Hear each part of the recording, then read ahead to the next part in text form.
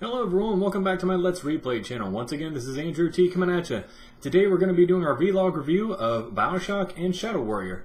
Now, these were two games. I was on an FPS kick this weekend, so I figure I'll do one and then the other and see how they compare. Now, I had played Bioshock before, but I had not played the original Shadow Warrior before, other than the original PC one that was from DOS back in the day, back in the 90s. So, first, as always, start with the first one we played, and we'll review that one first, and that was Bioshock. Anyone who's played this game when it originally came out probably had the same thoughts I did. Beautiful game, very atmospheric storyline, great user interface. The way they did your powers and your weapons was very intuitive.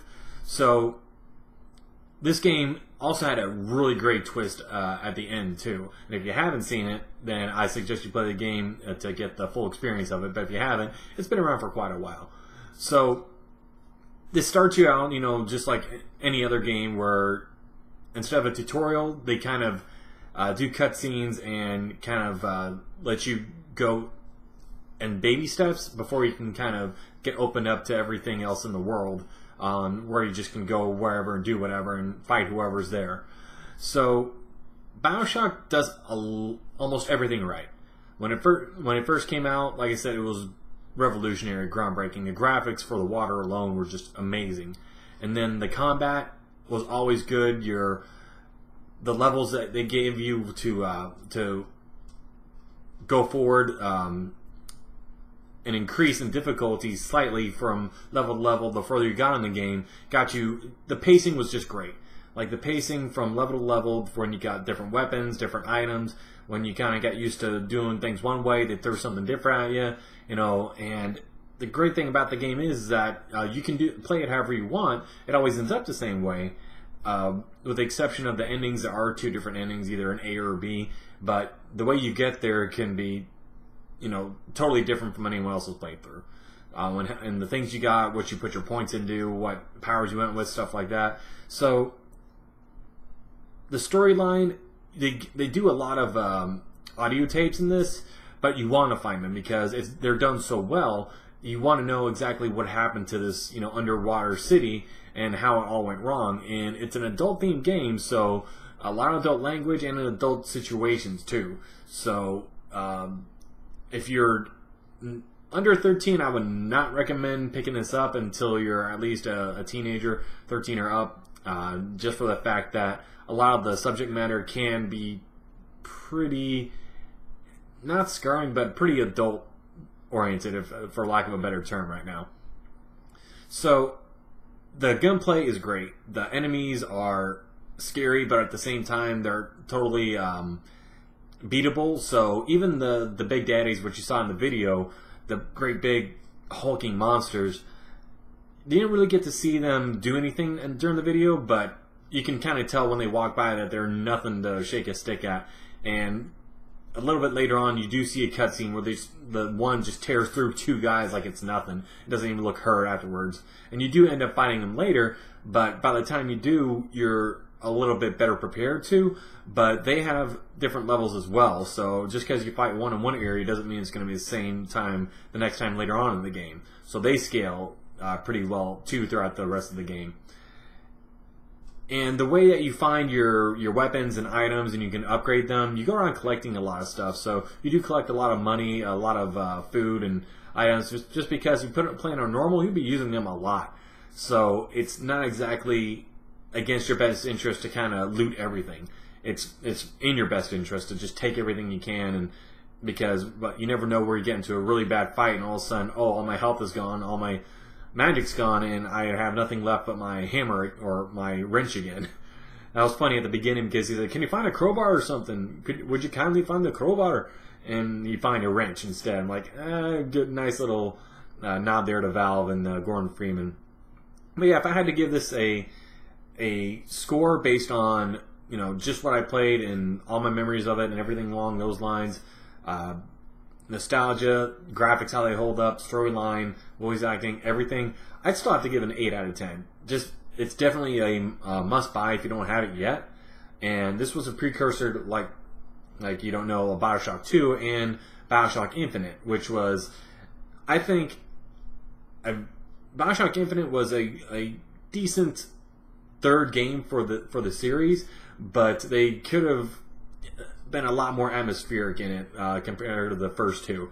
But they did a very good job kind of bringing it full circle with the third one. But anyway, we're talking about the first one here. So the combat's good, the user interface is good, the progression, the scaling of all the enemies is top notch. The ending leaves a little bit to be desired depending on which ending you take, because it's either technically a good ending or a bad ending with nothing in between. But you know, with the games like this, sometimes you can't have everything, and usually the place to get there on the first climax was enough to get people like, okay, the game could have ended right there and you're good. I won't spoil it, but yeah. It's definitely a must-buy if you like first-person shooters and you like adult-themed games that are atmospheric, kind of creepy, but give you a little bit of jump scares every now and then, but nothing that's full-out horror. So it's a good game. I definitely recommend picking it up. 8 out of 10 still to this day. So going on from there, we'll go on to Shadow Warrior. Now, this was a game, like I said, I played originally back on DOS back in the 90s, and it was a lot different from a lot of the 3D shooters back then, like the Doom, the Wolfensteins, Rise of the Triad, Blood. All these other games that were 3D accessible, but they were really like, oh, it's you against this evil force and all this other things. And, you're the ultimate good guy, or the ultimate, big tough guy, and you're out there to just go through everyone and, just go to the end of the level. Shadow Warrior was kind of the first game where like, no, you're kind of an 80s action star. You have quips, you have one-liners, your enemies are kind of ridiculous. Your weapons are kind of ridiculous as well, but they're fun to play and use, and you want to find all the secrets you can because they're really fun. And just some of the one-liners he comes up with in his levels back then were just, oh my gosh, that's hilarious. And as, kids were getting older and they weren't really, playing Wolfenstein or Doom as much anymore, this was a nice alternative because it was like, hey, I'm a teenager now, or I'm getting older, and this is more up my alley rather than just go around killing demons or Nazis all the time, and it's the same enemies. So this was an homage to the original one in that the mechanics of the first one are mainly still there. You go around, you pick up health, you find key cards. The battle system they use is a little bit different in that there's running, there's dashing, there's sword play. The sword play in this is amazing for its time. You do get magic powers a little bit later on that you can use to heal, so that's a lot different than the first one. But one of the main things they kept was that everything has a level. So after I stopped the video, once I got out into the courtyard, that is a level right there at the start of it. So you can go literally about anywhere from 30 to 45 minutes in a level if you want to kind of just look for all the secrets and go everywhere. But they all kind of pigeonhole into the same point on every level. Like there's one way to go and not really anything else. There's just kind of side paths, but they all lead you back to the original path to get to the end of the level. So that was something that I enjoyed back in the 90s because there wasn't really an alternative to that. There was no sandbox, choose your own adventure style. It was basically, no, you go here, you go here, you go here, and once you kind of know the layout of the map, or if you had the map up, you could know where to go and what to do. So with this one, they kind of kept that in mind where you get to the one end of the level to the other. But the great thing about this game is that you do get a sidekick companion of that little demon later on. Okay, and you get his sword, which basically becomes possessed. You become possessed by the demon from the sword, and you give each other crap the whole game through, and it's really good to hear their banter back and forth. And even though it's a couple of years old, it still holds up well in the graphics and the gameplay department. But I think the second one fixed everything that the first one was lacking. So now that I'm playing the second one through right now, I can kind of appreciate it a little bit more because the weight of the weapons is a lot more realistic in the second one than it is in this one, because I felt like I was slashing through guys. I didn't know, okay, is this a good hit? Is this a bad hit? If I hit him here, am I going to decapitate him, or do I have to get him down first and then I can take a limb off? So it was kind of hard for me in the beginning to kind of know the best way to go about it, but it was still very enjoyable. But it's not for everyone, especially if you're into the more Borderlands type where you kind of you have an objective that you can get to, but the maps you go to are, it's up to you kind of how to get there through multiple paths and areas, things like that.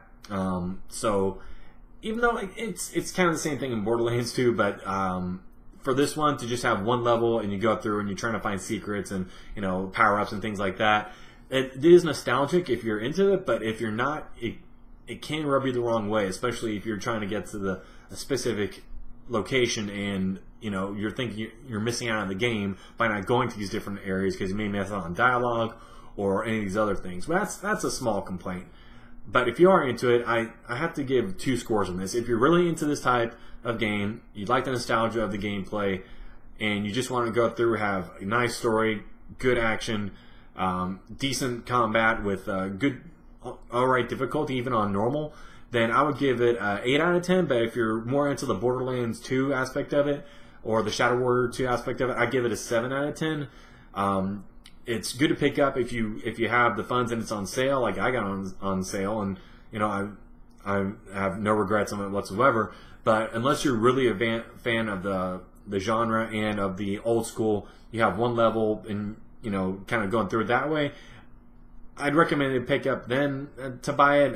If it's, I think, less than $20, it'd probably be a good deal.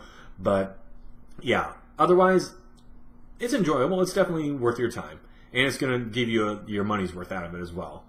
So again, thank y'all so much for watching. This is Andrew T coming at you. What a great day for a replay. Y'all have a good one.